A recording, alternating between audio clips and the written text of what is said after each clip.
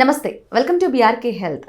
అసలు బీపీ అనేది ఈ మధ్యకాలంలో ప్రతి ఒక్కరికి సాధారణం అయిపోయింది. అలా ఎందుకు వస్తుంది, వాటికి తగ్గట్లు జాగ్రత్తలు ఎలా తీసుకోవాలి, ఫుడ్ డైట్ కానీ షుగర్ కూడా వచ్చినప్పుడు కూడా ఎటువంటి జాగ్రత్తలు పాటించాలి, వీటన్నిటి గురించి డీటెయిల్గా మాట్లాడడానికి మనతో పాటు ఉన్నారు chief consultant internal medicine doctor Rajesh Ukala garu. వాటిని అడిగి పూర్తి వివరాలు తెలుసుకుందాం. నమస్కారం సార్. నమస్తే సార్, ఈ మధ్యకాలంలో తరచుగా బీపీ కానీ షుగర్ కానీ ప్రతి ఒక్కరికి అలవాటుగా అయిపోతూ ఉంటుంది సటన్ ఏజ్ వచ్చేసరికి. అలా ఎందుకు అంటారు?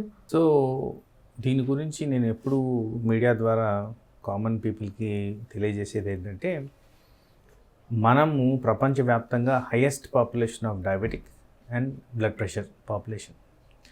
సో ఎందుకు ఇలా అనే దాని గురించి మనం ఆలోచిస్తే, వాస్తవానికి మనలో ఎంతమందికి హెల్త్ అవేర్నెస్ ఉంది అనేది మనం క్వశ్చన్ చేసుకోవాలి.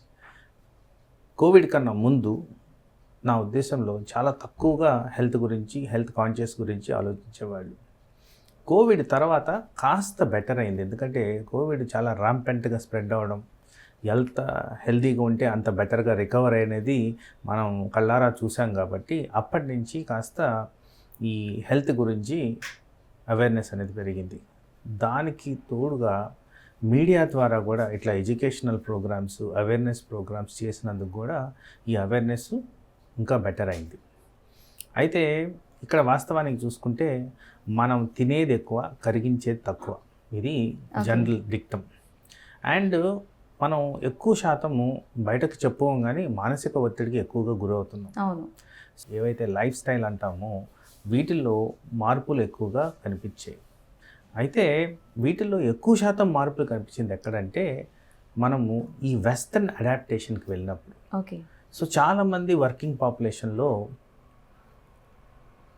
ఏమంటారు, యాంటీ సోషల్ అవర్స్ అంటాం. అంటే నార్మల్గా వర్కింగ్ పీరియడ్ 9 to 5. అవును. 5 నుంచి పనిచేసే వాళ్ళు ఎక్కువ మంది ఉన్నారు. అండ్ వాళ్ళకి ఆ వర్క్ పరంగా కాస్త స్ట్రెస్ అనేది, మానసిక ఒత్తిడి అనేది ఎక్కువగా ఉంటుంది. దాని కారణంగా నిద్ర లోపం అనేది ఎక్కువగా ఉంటుంది. సో ఇలా చెప్పుకుంటూ పోతే, ఒక లైఫ్ స్టైల్ గురించి ఆలోచించినప్పుడు స్లీప్ ఎఫెక్ట్ అవుతుంది, పీస్ ఆఫ్ మైండ్ ఎఫెక్ట్ అవుతుంది, తినే అలవాట్లు ఎఫెక్ట్ అవుతున్నాయి. అండ్ అడాప్టేషన్ ఆఫ్ వెస్ట్రన్ కల్చర్లో కన్జంప్షన్ ఆఫ్ ప్రాసెస్డ్ ఫుడ్ ఎక్కువగా ఉంటుంది. ఓకే. సో మీరు అడిగిన ప్రశ్నకి, షుగరు, బీపీలు ఎందుకు పెరుగుతున్నాయంటే, ప్రథమ కారణం ఊబకాయం. సో మనము యాక్టివిటీ తగ్గించుకుంటున్నాం, మానసిక ఒత్తిళ్లు పెంచుకుంటున్నాం, నిద్ర లోపిస్తున్నామంటే బాడీలో జరిగే న్యాచురల్గా జరిగే ప్రక్రియలన్నీ లోపిస్తున్నాయి. సార్, నిద్ర లేకపోవడానికి కూడా బీపీ వచ్చే అవకాశం ఉందంటారా? అసలు మీ అందరూ ఆశ్చర్యపోయే విషయం ఏంటంటే, డైరెక్ట్గా నిద్రకి బీపీకి కనెక్షన్ ఉంది. సో మేము జనరల్గా బీపీ మానిటరింగ్లో 24 hour బ్లడ్ ప్రెషర్ మానిటరింగ్ అనేది చేస్తాం. ఒక నార్మల్ పర్సన్లో డే టైం బీపీకి, రాత్రి బీపీకి 10 to 15% వ్యత్యాసం ఉంటుంది. 10 to 15% తగ్గుద్ది రాత్రి పడుకునే టైంలో. ఎవరికైతే ఇది తగ్గడం ఉండదో వాళ్ళలో బ్లడ్ ప్రెషర్ వచ్చే సూచనలు ఎక్కువగా కనపడతాయి. సో దీన్ని మేము శాస్త్రపరంగా నాక్టర్నల్ డిప్ అంటాం. రాత్రులు పడిపోవాల్సిన బీపీ పడకుండా ఉంది అంటే, దాని క్రమంలో చూసుకుంటే బీపీ రిలేటెడ్ కాంప్లికేషన్స్ ఎక్కువగా వస్తాయని కూడా మాకు ఒక హింట్. నైట్ స్లీప్ అనేది చాలా చాలా ఇంపార్టెంట్. ఎప్పుడంటే అప్పుడు పడుకోవడం కాదు, రాత్రులు పడుకోవడం అనేది ఇంపార్టెంట్. దాని కారణంగా బాడీలో చాలా రకాల పాజిటివ్ బెనిఫిట్స్ అనేవి ఉంటాయి. అదే క్రమంలో చూసుకుంటే హార్మోనల్కి సంబంధించిందే డయాబెటీస్ కూడా, ఇంకొద్దిగా యాడ్ ఆన్ చేసుకుంటే థైరాయిడ్ కూడా. థైరాయిడ్ గల కారణాలు కూడా సేమ్, అన్ని ఇంటర్నెట్ కనెక్షన్, ఇదంతా కనెక్టెడ్. కొలెస్ట్రాల్ కూడా. సో వీటిలన్నిటినీ కలిపి మేము లైఫ్ స్టైల్ డిజీజ్ అంటున్నాం. సో ఈ లైఫ్ స్టైల్ డిజీజెస్ ఏంటంటే, మనము మన జీవకార్యాలు ఎలా చేస్తున్నాము అనే దాన్ని బట్టే ఇదంతా నడుస్తుంది. సో అందుకోసం నార్మల్గా ఎలా ఉండాలి అనేది మనం చూసుకుంటే, ప్రాపర్గా నిద్రపోవడం అనేది కాన్సెప్ట్ ఒకటి, నిద్ర లేచిన తర్వాత కాస్త ఎక్సర్సైజ్ చేయడం ఇంకొకటి, బ్రేక్ఫాస్ట్ కంపల్సరీ తినడం అనేది ఇంకొకటి, తరచుగా వాటర్ తాగడం అనేది ఇంకొకటి. సార్, మీరు బ్రేక్ఫాస్ట్ ఖచ్చితంగా తినాలి అంటే కనుక చెప్తున్నాను. ఈ మధ్య చాలామంది ఆఫీస్కి వెళ్ళే హడావిడ్లలో స్కిప్ చేస్తున్నారు. అలా స్కిప్ చేయడం మంచిదే అంటారా సార్? చాలా తప్పండి. అంటే ఇంటర్మీడియట్ ఫాస్టింగ్ అలా కూడా బ్రేక్ఫాస్ట్ స్కిప్ చేసిన కారణంగా బాడీలో చాలా అనర్థాలు జరుగుతాయి. వాటిల్లో మీరు ఆశ్చర్యపోయే విషయం అంటే క్యాన్సర్ కూడా వచ్చేదానికి ఆస్కారం ఉంది బ్రేక్ఫాస్ట్ స్కిప్ చేసిన వాళ్ళల్లో. మిగతావి కూడా ఉన్నాయి, ఊబకాయం వస్తుంది, డయాబెటీస్ వస్తుంది, ప్రెగ్నెన్సీ రిలేటెడ్ ఇష్యూస్ వస్తాయి, ఇన్ఫర్టిలిటీ ఇష్యూస్ వస్తాయి. అవి కాకుండా క్యాన్సర్కి కూడా దారితీస్తుందని కూడా రుజువులు ఉన్నాయి. అందుకోసం బ్రేక్ఫాస్ట్ అనేది ఇంపార్టెంట్. బ్రేక్ఫాస్ట్ కారణంగా మన డయాబెటీస్, హైపర్ టెన్షన్ కూడా ప్రాపర్ రెగ్యులేట్ అవుద్ది, బాడీ యాక్టివిటీ సరిగ్గా మెయింటైన్ అవుద్ది. దీర్ఘకాలంలో ప్రాపర్గా చేస్తే ఈ డిమెన్షియా అంటారు, అంటే మనకి మెమరీ లాస్, అది కూడా బెటర్ అవుద్ది అనేది, అంటే బ్రేక్ఫాస్ట్ రెగ్యులర్గా తిన్న వాళ్ళలో. ఇవన్నీ శాస్త్రపరంగా రుజువులతో నిరూపించినాయి. సో అందుకోసం బ్రేక్ఫాస్ట్ అనేది మ్యాండేటరీ. అండ్ మీరు చేయాల్సిన డైలీ చర్యలు ప్రాపర్గా చేయడం అనేది మ్యాండేటరీ. నేచర్కి విరుద్ధంగా పోతే మనకి ప్రాబ్లమ్స్ అనేది పెరుగుతున్నాయి. సో వీటిల్లో ఇంకొకటి సైట్ చేయాల్సింది ఏంటంటే, మీరు ఎక్కడ వెళ్ళినా కానీ ఒక 10 అడుగులు అటు ఇటు వేస్తే ఏదో ఒక ఆహారం దొరుకుతుంది మన ఇండియాలో. ఎందుకు దొరుకుతుంది? మనం తింటున్నాం కాబట్టి దొరుకుతుంది. మరి అంత తిన్నప్పుడు ఎంత కరిగిస్తున్నాం మనం? ఏం ఎక్సర్సైజ్ చేస్తున్నాము? ఎంతమంది ఎక్సర్సైజ్ చేస్తున్నారు? ఎంతమంది బాడీని ఎలా మెయింటైన్ చేయాలో మెయింటైన్ చేస్తున్నారు? సో వీళ్ళందరికీ ఉద్దేశించి ఒక మాట చెప్పడం ఏంటంటే, బాడీ మాస్ ఇండెక్స్ అనేది మెయింటైన్ చేయాలి. ఈ బాడీ మాస్ ఇండెక్స్ అంటే ఏదో కాంప్లికేటెడ్ థింగ్ అయితే కాదు. మీరు ఇంటర్నెట్, ప్రతి ఒక్కరు స్మార్ట్ ఫోన్ వాడుతున్నారు, ఇంటర్నెట్లోకి వెళ్ళి BMI అని కొడితే వస్తుంది. దాంట్లో మీ హైట్, వెయిట్ ఇచ్చేస్తే అది ఆటోమేటిక్గా క్యాలిక్యులేట్ చేసేస్తుంది. ఉండాల్సింది 18 నుంచి 25 మధ్య. అలా ఉన్నారంటే మీరు పర్ఫెక్ట్గా ఉన్నట్టు. అలా మెయింటైన్ అవుతూ చేసుకుంటే that is one important thing. రెండో ఇంపార్టెంట్ థింగ్ ఏంటంటే, ప్రతి ఒక్కరూ కూడా గమనించుకోవాల్సింది, 25-30 సంవత్సరాలు వచ్చిన తర్వాత కంపల్సరీ బ్లడ్ టెస్ట్ అనేది చేసుకోవాలి. ఒక body checkup yearly once body checkup చేసుకోవడం ఇంపార్టెంట్. ప్రతి అవయవం ఎలా ఉంది ఒకసారి చెక్ చేసుకోవడం అనేది. నేను సాధారణంగా నా పేషెంట్లు అందరికీ చెప్తాను, ప్రతి ఒక్కరూ వెహికల్స్ వాడతారు, వాడినప్పుడు ప్రతి సంవత్సరం తీసుకెళ్ళి దాన్ని సర్వీసింగ్ చేస్తారు.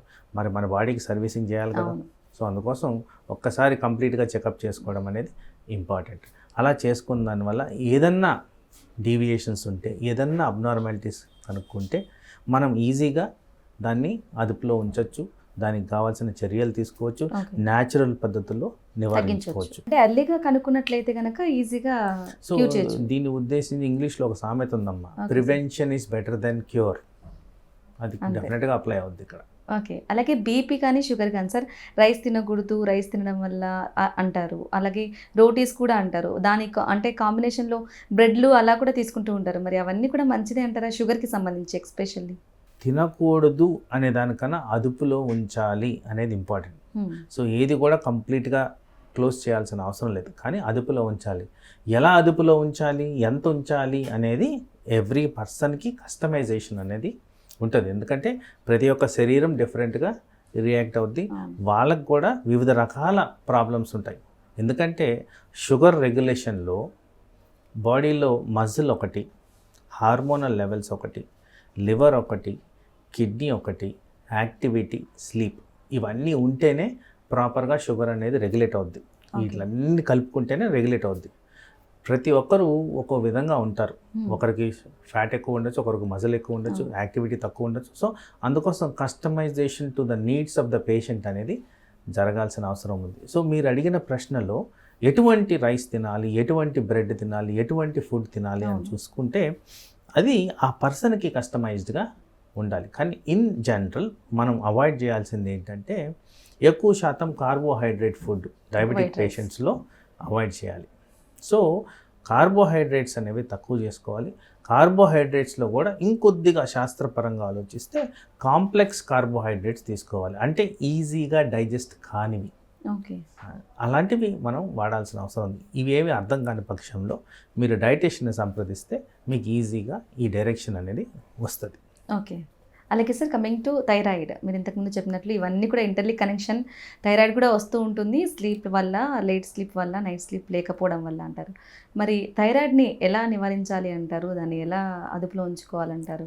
థైరాయిడ్ కూడా ఒక metabolic disease are life style disease. So ఈ మధ్యకాలంలో చాలా తరచుగా గమనిస్తున్నాం. వీటికి ముఖ్య కారణం నా ఉద్దేశంలో ఒకటి, నేను ఇదివరకు చెప్పినట్టే మానసిక ఒత్తిడి, ల్యాక్ ఆఫ్ స్లీప్. ఎందుకంటే హార్మోనల్ రెగ్యులేషన్ అనేది పోయినందుకు పోతుంది. థైరాయిడ్ కూడా ఒక హార్మోన్ కాబట్టి ఆ హార్మోనల్ ఇంబ్యాలెన్స్ పోయినప్పుడు దాని ప్రభావం ఎక్కువగా కనిపిస్తుంది. ఒకసారి జనరల్గా థైరాయిడ్ ఫెయిల్ అయితే జనరల్గా రికవరీ అనేది ఉండదు.